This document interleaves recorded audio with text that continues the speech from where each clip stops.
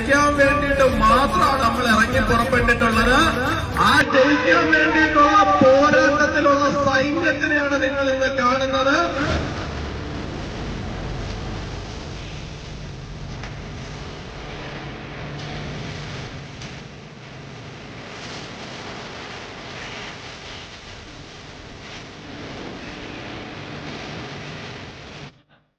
പള്ളിപ്പുറത്ത് തോന്നൽ ക്ഷേത്രത്തിൽ നിന്ന് തുടങ്ങി ഇന്ന് വട്ടപ്പാറ ജംഗ്ഷൻ വരെ ഒരൊറ്റ വണ്ടി കുറഞ്ഞിട്ടില്ല എന്ന് മാത്രമല്ല, വണ്ടികളുടെ എണ്ണം കൂടുക മാത്രമേ ചെയ്തിട്ടുള്ളൂ.